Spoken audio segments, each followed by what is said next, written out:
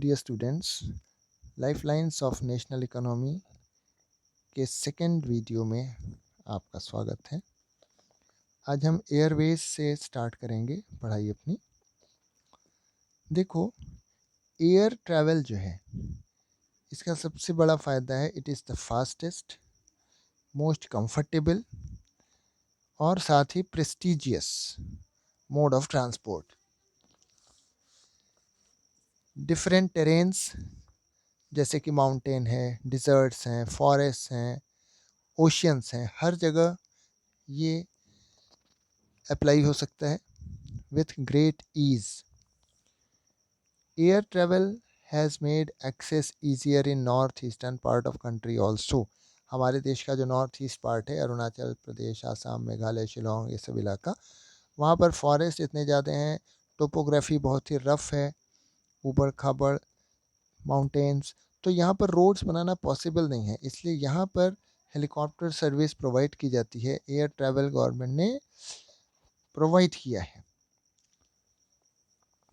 तो air travel is preferred in the north eastern states due too difficult terrain, rough topography. Air transport को हमारे देश में 1953 में नेशनलाइज किया गया। इंडियन एयरलाइंस, एलियांस एयर, ये जो हैं हमारे डोमेस्टिक एयर सर्विस प्रोवाइड करती हैं। लेकिन इसके अलावा इंडियन एयरलाइंस जो है हमारे neighbouring countries, south and south east Asia के जो कंट्रीज़ हैं, मिडिल ईस्ट के जो कंट्रीज़ हैं, वहाँ पर भी अपने ट्रांसपोर्टेशन सर्विस प्रोवाइड करती है। Air India international air service provide करती है। पवन हंस हेलीकॉप्टर्स लिमिटेड, ये जो है हेलीकॉप्टर सर्विस प्रोवाइड करता है basically oil and natural gas corporation को। इन एक्सेसिबल एरियाज़ जहाँ पर कि डिफ़िकल्ट टेरेन है, जैसे north eastern states, interior parts of Jammu and Kashmir, Himachal Pradesh, Uttarakhand, इन सब एरियाज़ में पवन हंस हेलीकॉप्टर लिमिटेड अपनी सेवाएं प्रोवाइड करता है। अब देखो, एयर ट्रैवल कॉस्टली होने के कारण it is not in the reach of general people. लेकिन हमारे देश में जो नॉर्थ ईस्टर्न स्टेट्स हैं, वहाँ पर हमारी गवर्नमेंट ने स्पेशल प्रोविज़न्स बनाए हैं ताकि एयर सर्विस वहाँ पर कॉमन लोगों को बहुत ही चीप रेट पर प्रोवाइड की जा सके। इसका जो खर्च आता है वो गवर्नमेंट खुद वहन करती है, और इसका रीज़न है वहाँ की टोपोग्राफी, रफ़ टेरेन, जहाँ पर कि अदर मीन्स ऑफ ट्रांसपोर्ट का चल पाना मुश्किल है। अब हम ट्रांसपोर्टेशन के बाद आते हैं कम्युनिकेशन पर। देखो, जब से इंसान पृथ्वी पर आया उसने किसी न किसी रूप में तो कम्युनिकेशन का इस्तेमाल किया ही है। लेकिन जैसे जैसे समय बीता, मॉडर्न टाइम्स में इसमें चेंजेस आए। पर्सनल एंड मास कम्युनिकेशन, जिसमें कि TV, radio, press, film etcetera आते हैं। मेजर मीन्स ऑफ कम्युनिकेशन जो हैं देश में, ये सारे इंक्लूड होते हैं। इंडियन पोस्टल नेटवर्क, ये जो है वर्ल्ड का सबसे लार्जेस्ट पोस्टल नेटवर्क माना जाता है। ये जो है पार्सल्स, पर्सनल रिटर्न कम्युनिकेशंस सभी को हैंडल करता है। कार्ड्स एंड एनवेलप्स, इनको जो है फर्स्ट क्लास मेल कंसिडर किया जाता है।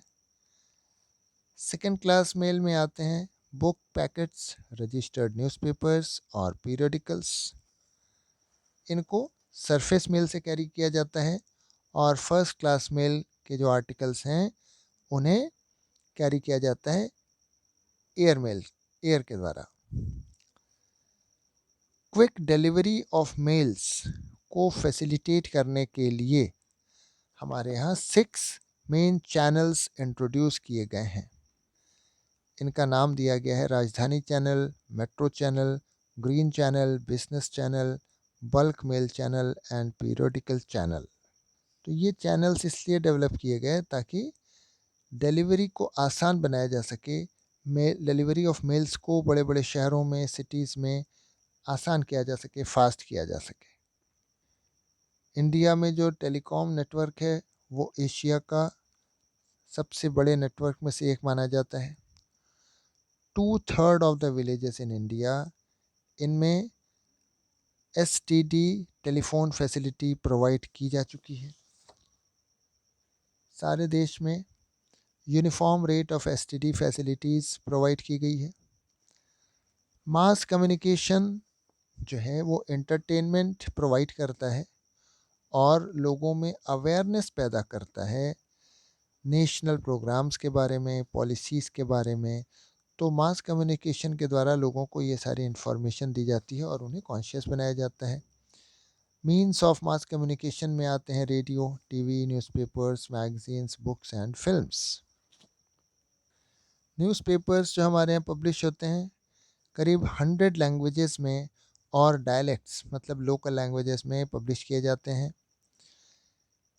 और लार्जेस्ट नंबर ऑफ़ न्यूज़पेपर्स जो हमारे देश में पब्लिश होते हैं वो होते हैं हिंदी में, उसके बाद आते हैं इंग्लिश और उसके बाद आता है उर्दू में। So this is the decreasing number successively. Central board of film certification एक ऑर्गेनाइजेशन बनाया गया है। ये एक ऐसी अथॉरिटी है जो इंडियन और फॉरेन फिल्म्स जो भी इंडिया में आती हैं उनको सर्टिफाई करने के लिए, उनके स्टैंडर्ड के लिए एक बोर्ड बनाया गया है। इंटरनेशनल ट्रेड की बात करें तो देखो, exchange of good among people, states and countries, इसे ही हम बोलते हैं ट्रेड।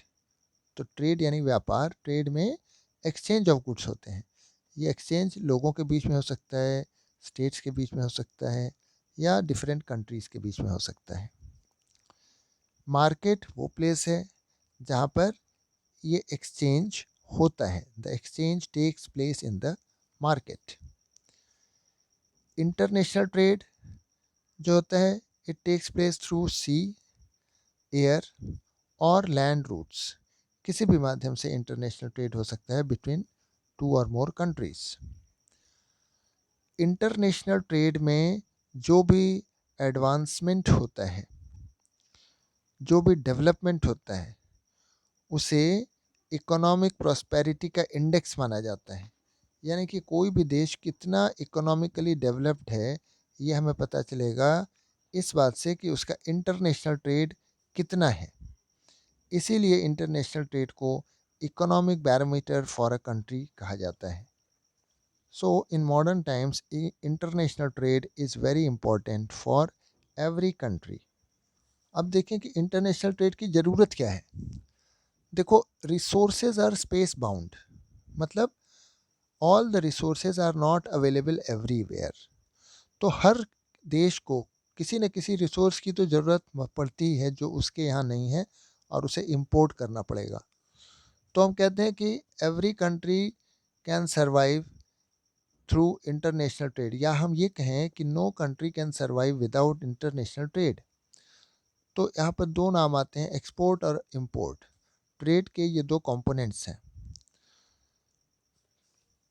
एक्सपोर्ट का मतलब हुआ कि हम अपने देश से जो सामान, गुड्स बाहर भेजते हैं इंटरनेशनली, और इंपोर्ट का मतलब बाहर से जो सामान मंगवाते हैं।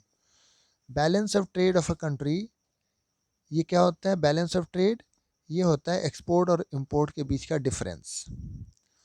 तो difference between export and import is called the balance of trade. जब एक्सपोर्ट हमारा ज़्यादा होता है, value of export is more than the value of import, तब उसे फेवरेबल बैलेंस ऑफ ट्रेड कहा जाता है। क्योंकि जब हम एक्सपोर्ट करते हैं तो हम फॉरेन करेंसी कमाते हैं जो हमारे लिए डेवलपमेंट के लिए काम आती है। और अगर वैल्यू ऑफ इंपोर्ट ज़्यादा है और वैल्यू ऑफ एक्सपोर्ट कम है तो इसे अनफेवरेबल बैलेंस ऑफ ट्रेड कहा जाता है, क्योंकि ये देश के लिए नुकसानदायक है, इकोनॉमी के लिए हार्मफुल है। हमारे देश में कमोडिटीज़ ऑफ एक्सपोर्ट, मतलब जिन चीज़ों का हम एक्सपोर्ट करते हैं, उनमें मुख्य रूप से हैं एग्रीकल्चर और उससे related products, ores, minerals, James and jewellery, chemicals and related products, engineering goods and petroleum products. ये हमारे मेन प्रोडक्ट्स हैं जिसका हम एक्सपोर्ट करते हैं।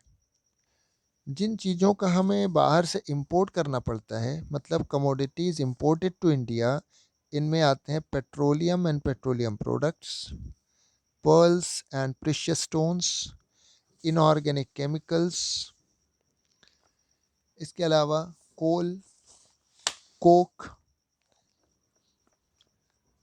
And machinery. आज बदलते हुए समय के साथ अब एक फिनोमिना देखने को आ रहा है कि exchange of commodities and goods, ये तो उतने डेवलप नहीं हो पा रहे हैं जितना कि exchange of information and knowledge. हम इसे ऐसे कहें कि आज मॉडर्न टाइम्स में exchange of information and knowledge, ये जो है exchange of goods and commodities से ज़्यादा हो रहा है। आज के समय में इंडिया एक सॉफ्टवेयर जायंट के रूप में इंटरनेशनल लेवल पर उभर कर सामने आया है, और India is earning a large foreign exchange through export of information technology. तो today we are selling our services, we are exporting our services more than commodities and goods। अंत में हम आते हैं टूरिज्म एज अ ट्रेड। किस तरह से tourism एक ट्रेड के रूप में हमारे लिए काम कर रहा है। देखो, टूरिज्म जो है हमारे देश में, ये ग्रो किया है इसने, और ख़ास करके पिछले कुछ डिकेड्स में टूरिज्म इंडस्ट्री बहुत डेवलप की है। फॉरेन टूरिस्ट इंडिया में आते हैं और उनमें बराबर हमें इंक्रीज़ देखने को मिल रहा है, और they have contributed a lot of foreign exchange. When tourists come to India, they provide foreign exchange to our country. Over 2.6 million foreign tourists visit India every year। 15 million से भी ज़्यादा लोग डायरेक्टली टूरिज़्म इंडस्ट्री में engage हैं। तो इस तरह से हम कह सकते हैं कि tourism provides a lot of job opportunities, employment to people. Tourism जो है नेशनल इंटीग्रेशन को बढ़ाता है। It provide support to local handicrafts, because tourist आते हैं तो लोकल हैंडीक्राफ्ट्स का प्रोडक्ट खरीदते हैं। Tourism development of international understanding में भी हेल्प करता है about our culture and heritage. When tourist come from other countries, they bring their culture and their heritage, and when they return from India to their own country, they carry with them the symbols, the articles of India's culture and heritage। जो foreign tourist India में आते हैं वो different type of tourism के लिए India आते हैं। Some come for heritage tourism, eco tourism, कुछ लोग एडवेंचर के लिए आते हैं, कुछ लोग कल्चरल इंफॉर्मेशन कलेक्ट करने के लिए आते हैं, कुछ लोग मेडिकल ट्रीटमेंट के लिए, मेडिकल टूरिज़्म, कुछ लोग बिजनेस के पर्पस में आते हैं, तो that is called business tourism. Foreign tourist के मेन डेस्टिनेशंस में हमारे देश के Rajasthan, Goa, Jammu and Kashmir, temple towns of south India, Varanasi, all these are important. इसके अलावा टूरिज़्म में ग्रेट पोटेंशियल है in the north eastern states and interior parts of Himalayas में भी टूरिज़्म का बहुत स्कोप है, लेकिन स्ट्रेटजिक रीजन से इनमें हम ज़्यादा इनक्रेजमेंट नहीं दे पाते हैं, because there are some problems first they need to be solved. But it is certain that there is a bright future in the industry of tourism for India।